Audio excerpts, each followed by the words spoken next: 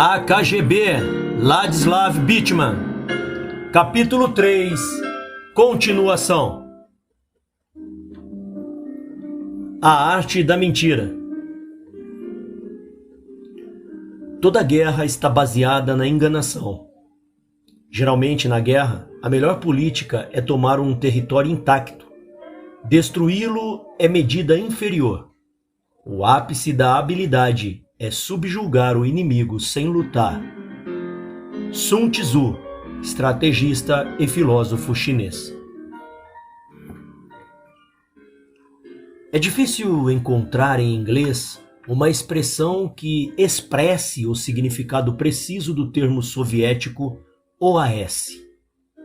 Termos tais como guerra psicológica, penetração informal, ação secreta ou truques sujos refletem muitas características das OAS soviéticas, mas não todas. Os soviéticos não veem nenhuma distinção clara entre propaganda e ação, entre operações políticas e ações militares, entre ações secretas e abertas. Esse dilema é discutido por Andrew M. Scott no livro Revolution in Statecraft, Intervention in Age of Interdependence. Abre aspas. Técnicas informais, OAS, ação secreta, são instrumentos de política externa, tanto quanto técnicas formais. Cada uma pode ser usada em conjunto com outra. E, em combinação, elas têm frequentemente se provado letais. Hitler usava pressões diplomáticas a um país em conjunto com pressões internas, geradas por uma minoria de dissidente, ou movimento apoiado pelos nazistas. Fecha aspas. Se aceitarmos a caracterização das relações públicas como qualquer situação ou ato ou palavra que influencie pessoas, propostas por John A. Marston, as OAS soviéticas seriam incluídas nessa categoria. Ambas, relações públicas e OAS, dependem de várias formas de comunicação persuasiva, mas seus objetivos básicos são diferentes. Um perito em relações públicas quer melhorar a imagem pública de seu cliente, mas o perpetrador da OAS usa os princípios e técnicas das relações públicas ao contrário. Ele avalia as atitudes públicas, identifica as políticas e procedimentos de interesse público no país-alvo e implementa um programa de ação direcionado a prejudicar a imagem do país, criando confusão e sabotando políticas e programas. Os soviéticos concebem as OAS Arkhtiunie Meropriyatia como operações clandestinas feitas para aumentar o poder e a influência soviética ao redor do mundo. Como instrumento ofensivo da política externa soviética, eles destroem sistematicamente relações entre outros países, minam o crédito dos oponentes da União Soviética e influenciam políticas de governos estrangeiros a fim de beneficiar os planos e políticas soviéticas. Eles incluem um amplo conjunto de operações secretas envolvendo desinformação, propaganda negra, farsas, rumores, uso de organizações de fachada, agentes de influência, exploração de elites acadêmicas, econômicas e científicas estrangeiras, transmissões de mídias clandestinas, operações e ardis paramilitares, apoio a grupos de guerrilhas e atividades terroristas, tais como sequestros e assassinatos. Diferentemente dos conceitos americanos de ação secreta, As OAS soviéticas incluem um espectro muito mais amplo de operações, e os agentes ativos da KGB estão bem integrados à propaganda e à política externa soviéticas oficiais tradicionais.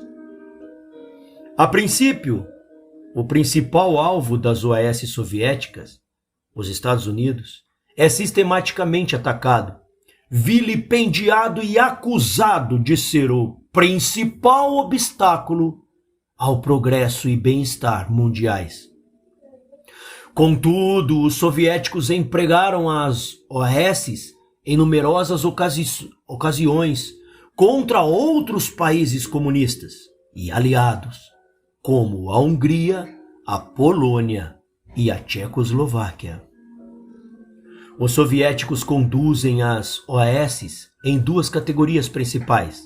A primeira categoria inclui operações iniciadas e concebidas dentro dos quadros da KGB e geralmente emprega técnicas tradicionais de desinformação, tais como falsificações ou agentes de influência. Anualmente, a KGB conduz centenas de operações desse tipo, ainda que o impacto delas seja bastante limitado.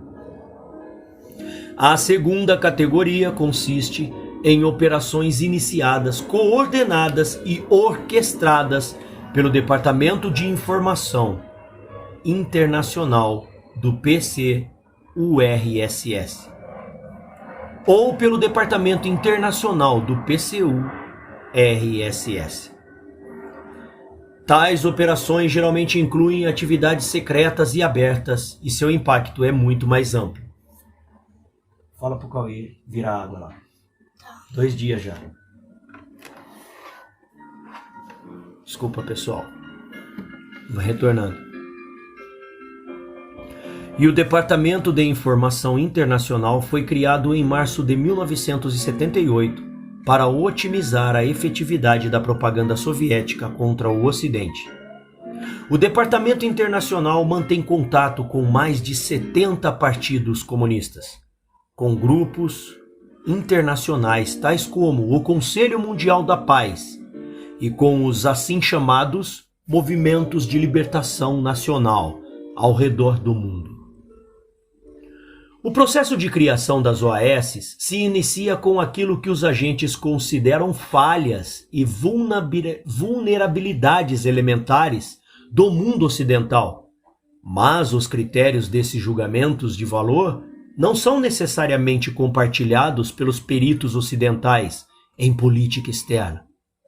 A análise das relações delicadas entre causa e efeito, como interpretação de forças e fraquezas, está consideravelmente contaminada pelo viés marxista dos estrategistas soviéticos.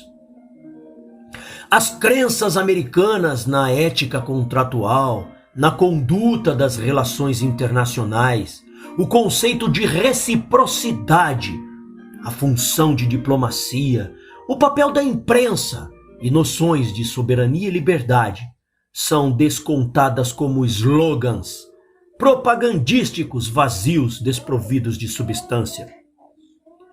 A maior parte das OAS é focada nas vulnerabilidades de um adversário e em qualquer mal-estar purulento que possa contaminar sua política. O sucesso das operações anti-americanistas, particularmente em países em desenvolvimento, está relacionado diretamente ao fracasso da política externa americana em entender os problemas domésticos dessas nações. A insensibilidade do governo dos Estados Unidos ao seu orgulho nacional e às alianças com regimes rotulados de direitistas por suas atitudes anticomunistas. Em numerosas ocasiões, particularmente quando a polícia oficial soviética está em dificuldades, a KGB e a mídia de massa oficial soviética conduzem campanhas para desviar a atenção de problemas soviéticos. Por exemplo, um submarino nuclear soviético encalhou em águas territoriais suecas durante uma missão de espionagem em 1981. Para contornar a publicidade negativa na Europa Ocidental e na América do Norte, a mídia de massa soviética, imediatamente após o incidente, passou a promover um plano soviético de uma zona desnuclearizada nórdica, acusando os suecos de espionarem os sistemas de comunicação soviéticos para a OTAN. Influenciariam as normas e princípios éticos a condução das OAS? Lenin dizia o seguinte sobre a ética: repudiamos tanta moralidade que procede de ideias supernaturais que estão fora das concepções de classe. A moralidade é totalmente subordinada aos interesses das lutas de classe. É moral tudo que for necessário para destruir a antiga ordem social exploradora para unir o proletariado. Em seu livro Propaganda, The Formation of Men's Attitudes, Jacques Ellul diz que o propagandista não é e não pode ser um crente. Um propagandista que crê no que ele diz e se deixa tornar vítima de seu próprio jogo terá a mesma fraqueza que um cirurgião operando um ente querido ou um juiz que julga o caso de um membro de sua própria família. O mesmo vale para a desinformação.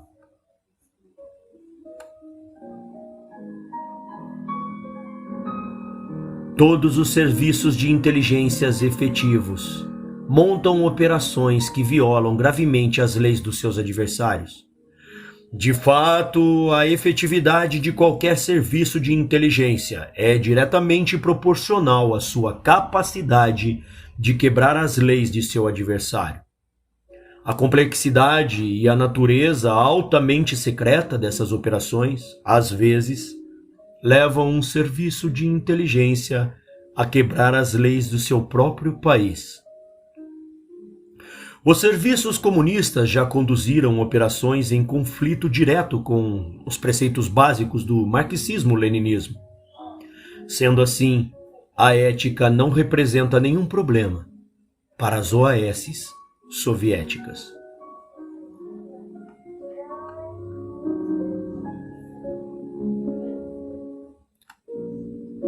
Objetivos de longo prazo.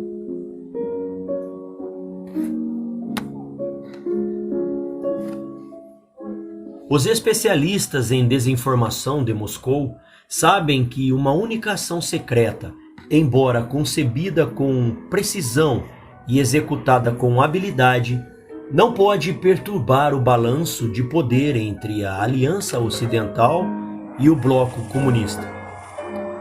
Mas eles creem que a produção em massa de OAS terá um efeito cumulativo significativo num período de algumas décadas. OAS são conduzidas de acordo com um plano de longo prazo, que normalmente cobre um período de 5 a 7 anos. Um plano é preparado inicialmente pelo primeiro diretório principal, da KGB, e aprovado pelo Politburo.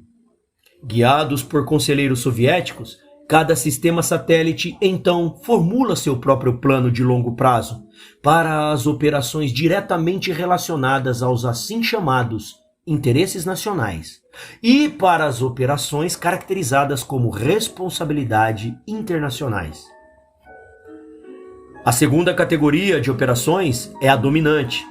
Paradoxalmente, as organizações de inteligência satélites gastam vastos recursos financeiros e humanos em atividades em países onde seus próprios interesses nacionais são mínimos ou inexistentes. O plano de longo prazo assinala os principais objetivos sem especificar como eles serão atingidos. Alguns refletem os interesses táticos da política externa soviética, enquanto outros sustentam objetivos permanentes que não podem ser atingidos dentro do período designado. A seguinte demonstração dos objetivos de longo prazo do bloco soviético, na década de 70, é baseada na análise de operações do bloco soviético contra os Estados Unidos, detectadas durante aquele tempo, e na experiência do autor como uma ex-testemunha de primeira mão. 1. Os Estados Unidos permanecem sendo o principal inimigo e o alvo maior. Enquanto tal, ele deve ser continuamente acusado de ser uma potência imperialista e neocolonialista, que ameaça a paz mundial e o bem-estar econômico das outras nações. O bloco soviético conduz a OAS especificamente focadas em a. Virar a opinião pública mundial contra a política externa americana. B. Criar condições favoráveis para a política externa soviética, confundindo o público mundial sobre a verdadeira natureza de certas políticas soviéticas. C. Isolar os Estados Unidos de seus amigos e aliados na Europa Ocidental através da criação de novas tensões ou da exploração de divergências já existentes. D. Paralisar a OTAN desde dentro, convencendo os países do bloco de que a estratégia militar americana vai contra os interesses nacionais dessas nações. E dilatar a tradicional desconfiança das nações do terceiro mundo em relação ao Ocidente e aos Estados Unidos, prevenindo maiores cooperações econômicas, políticas e militares entre os dois grupos, e demonstrando que os objetivos e políticas dos Estados Unidos são incompatíveis com as ambições do terceiro mundo. 2. A elite política soviética entende que a CIA é um instrumento mais importante da política externa americana. Como tal, ela deve ser paralisada tanto domesticamente como no estrangeiro, através das seguintes operações de desinformação. A.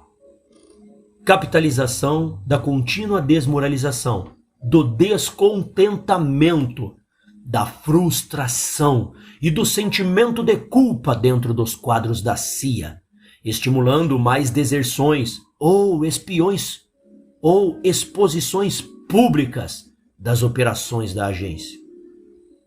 B. Expor o nome de agentes atuais da CIA em operações de escala global. C.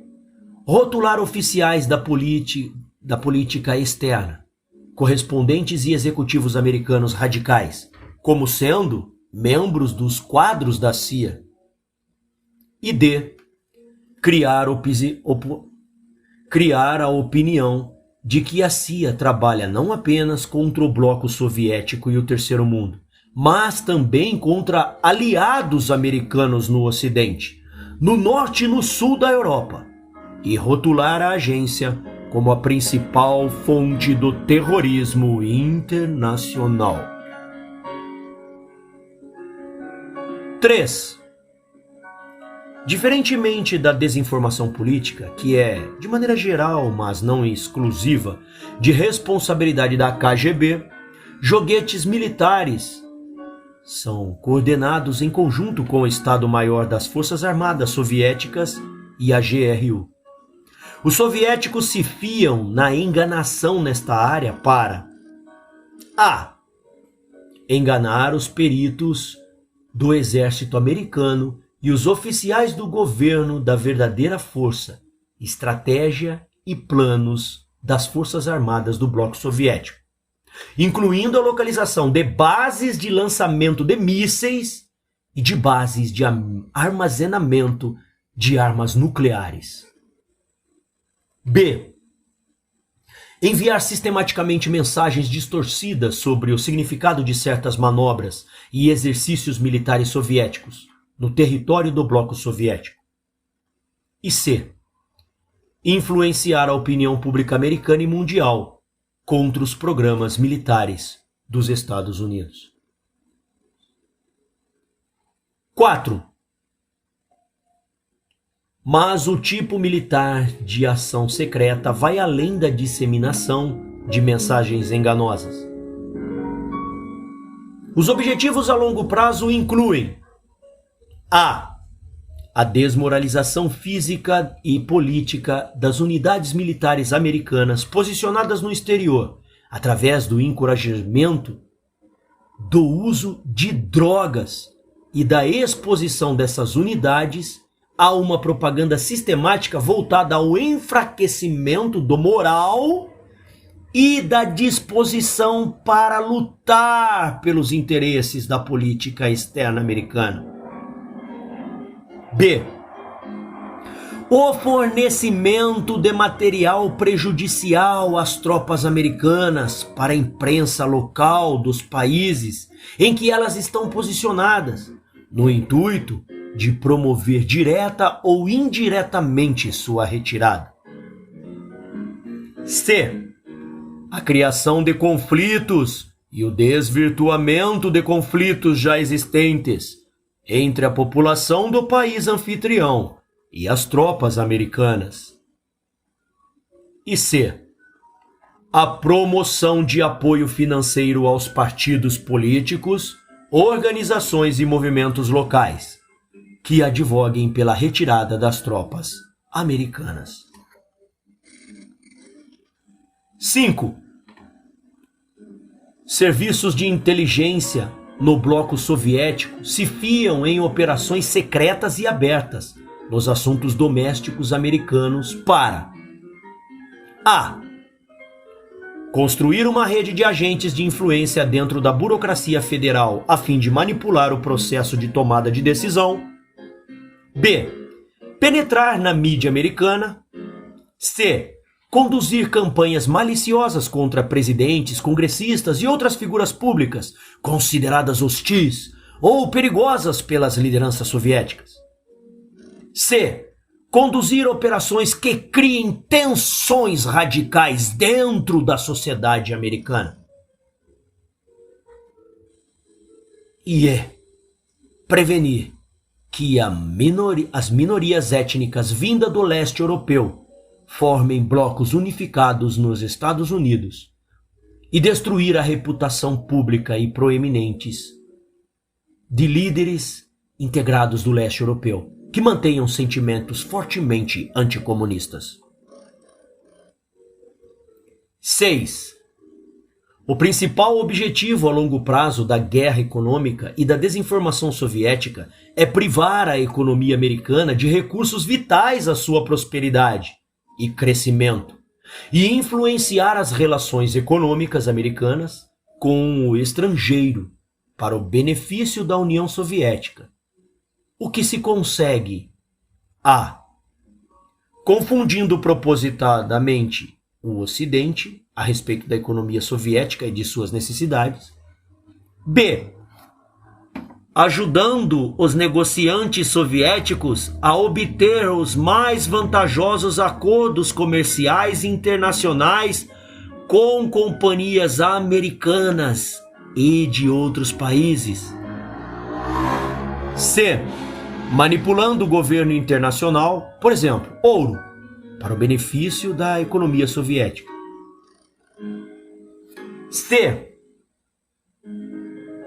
D.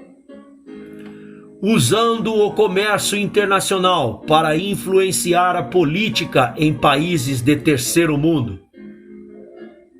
E corrompendo sistematicamente as relações comerciais dos Estados Unidos com países estrangeiros, rotulando os representantes comerciais americanos como agentes da CIA e encorajando atividades terroristas contra a prosperidade e o público americano.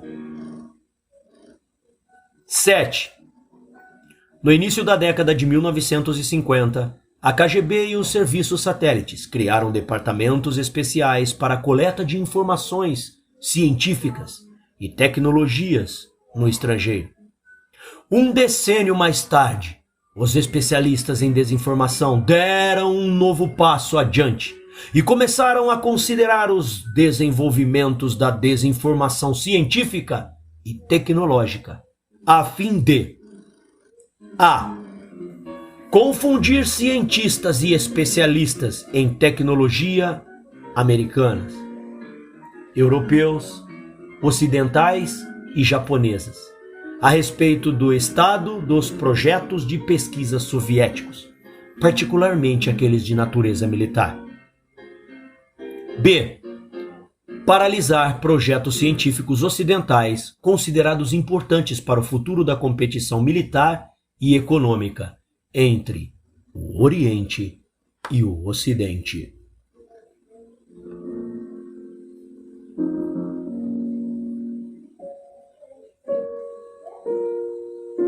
O jogo da desinformação.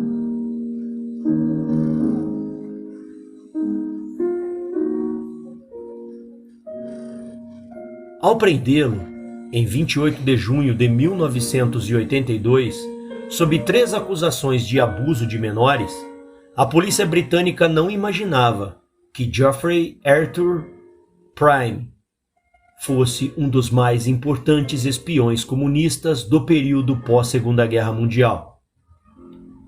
Prime trabalhara por 9 anos, até 1977, para o Centro de Escuta Eletrônica Secreta Inglês, próximo a Cheltenham, no sudoeste da Inglaterra.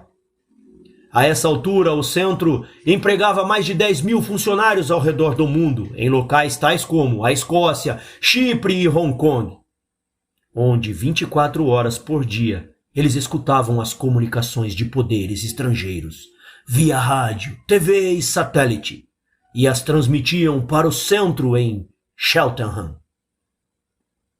Tradutores e criptologistas então decodificavam as mensagens e determinavam o seu valor para a inteligência. A operação foi conduzida em estreita cooperação com a inteligência americana, que provia auxílio financeiro e tecnológico. Diferentemente de muitos outros espiões soviéticos de relevo baseados na Inglaterra, Prime não estudara na Universidade de Cambridge, mas sim num pequeno colégio técnico em Staffordshire.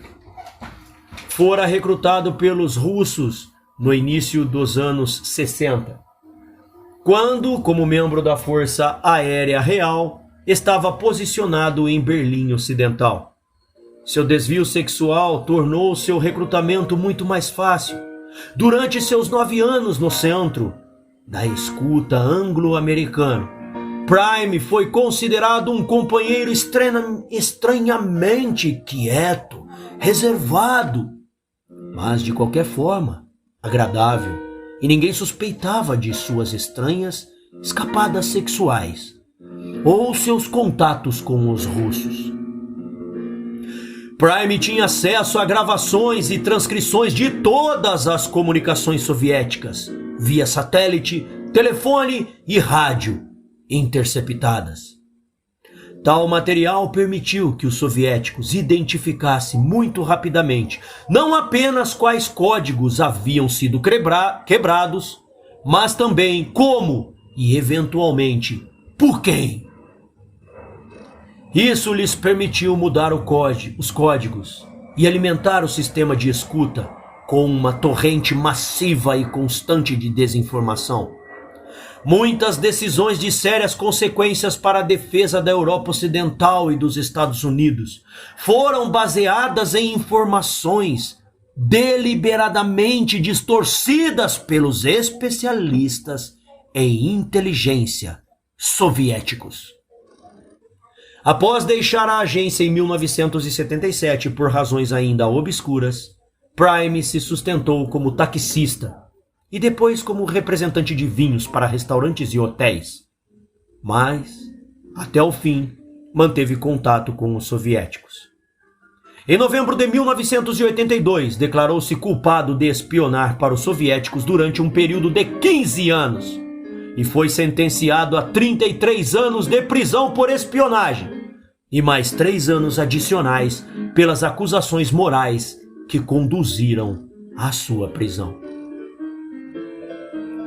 O Webster New World Dictionary não reconhece a palavra desinformação. E, até recentemente, A mídia americana evitou o termo e falou de ação secreta, ou mais diretamente, truques sujos. Na disputa etimológica sobre o significado, muitas pessoas preferem o termo informação errônea, misinformation, a desinformação, disinformation. O Webster's Dictionary define informação errônea como uma informação falsa ou enganosa, baseada em erro ou ignorância. Mas desinformação tem claramente um intento malicioso e implica em enganação. A edição oficial da Grande Enciclopédia Soviética define desinformação como a disseminação, na imprensa, no rádio, de informações falsas com a intenção de enganar a opinião pública. Tá vendo, João, onde começou a fake news? Agora eles titulam fake news, tá vendo? Pois é. OAS. Essa interpretação está levemente distorcida, porque a opinião pública é somente um dos alvos potenciais. Muitos jogos de desinformações são concebidas apenas para manipular a elite tomadora de decisão e não recebem nenhuma publicidade. Desinformação é uma mensagem falsa cuidadosamente construída, vazada no sistema de comunicação de um adversário para enganar a elite tomadora de decisões ou o público. A desinformação pode ter natureza política, econômica, militar ou mesmo científica.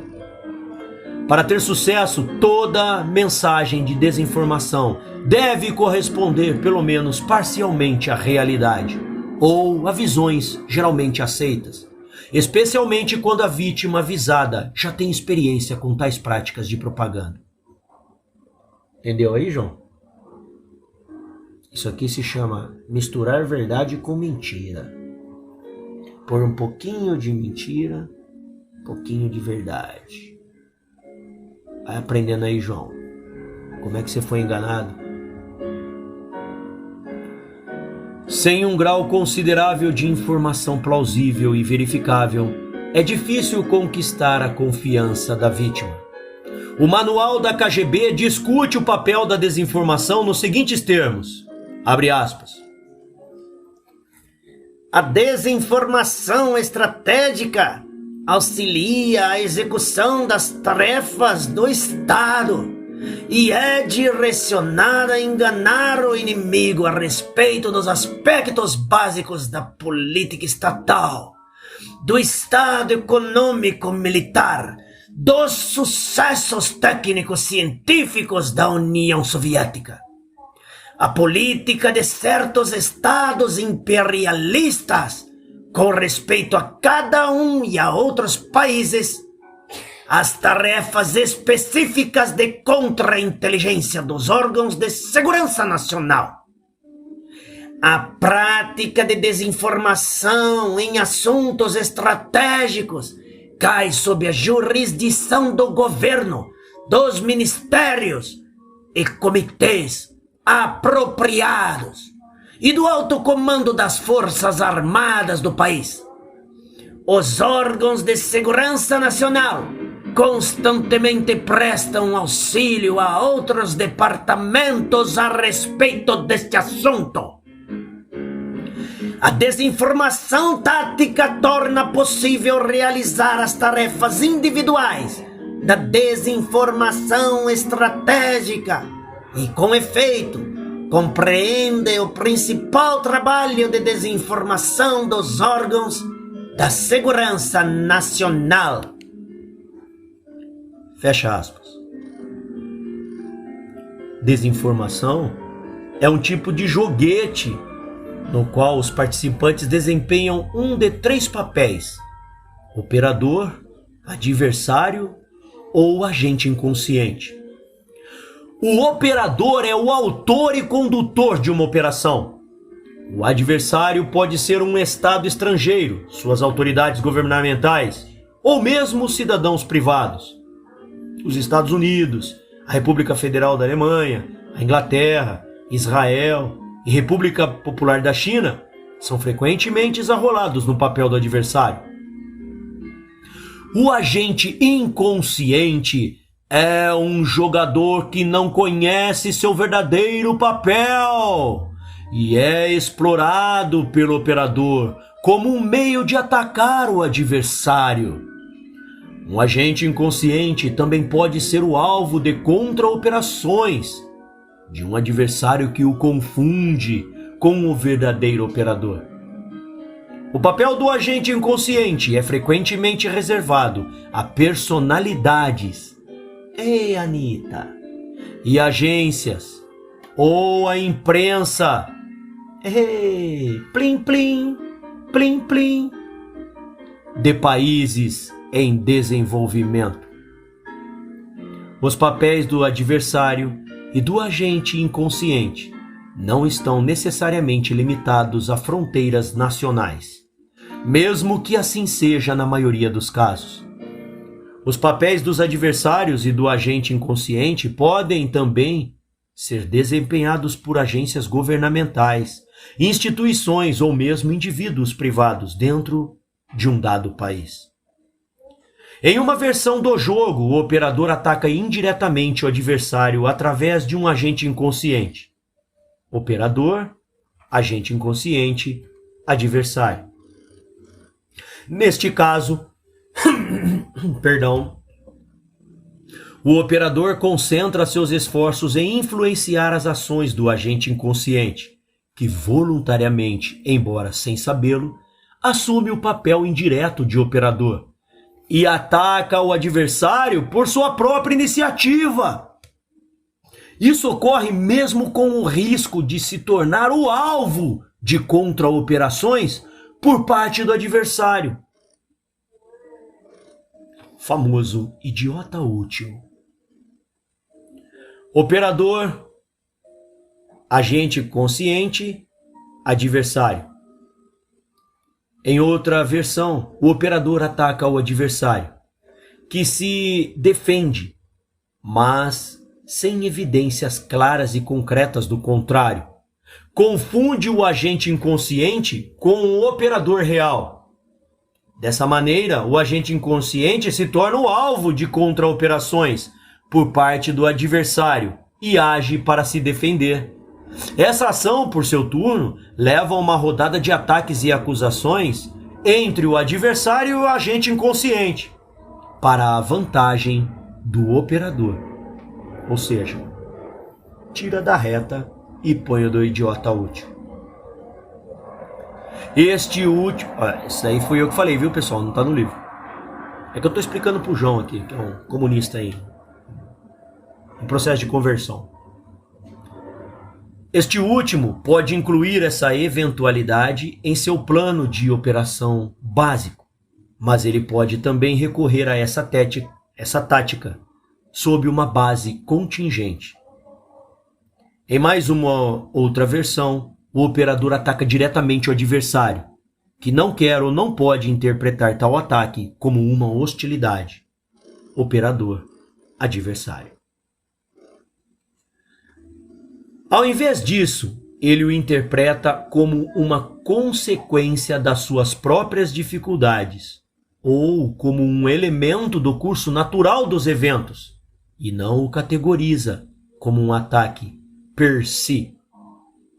Finalmente, o operador pode atacar o adversário e o agente inconsciente simultaneamente, assumindo que sua pressão irá engatilhar outra rodada de movimentos hostis entre o adversário e o agente inconsciente. Tá vendo, João? Você vira o idiota útil, os caras usam assim até um tempinho. Depois, comunista é sempre assim. Ele trai. E aí ele ataca quem você atacou, sendo idiota, e ele vai virar as armas para você também, seu trouxa. Para usar esta versão do plano de jogo, o operador deve convencer o adversário ou o agente inconsciente, de preferência ambos, de que o agente inconsciente é o verdadeiro perpetrador diante do adversário e que o adversário é o operador real diante do agente inconsciente. Todas essas relações entre o operador, o adversário e o agente inconsciente compartilham uma característica comum: a iniciativa, o ímpeto ou o movimento inicial de um ataque partem do operador, que esconde sua identidade, ocultando-se sob uma manta de anonimato ou agindo indiretamente através do agente inconsciente ou mesmo do próprio adversário. Covarde. Inteligente e covarde. Essas variações constituem situações ideais nas quais o operador real consegue manter em segredo seu papel.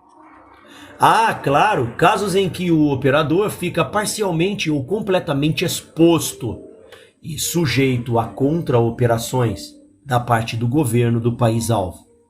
Isso acontece muito raramente, no entanto.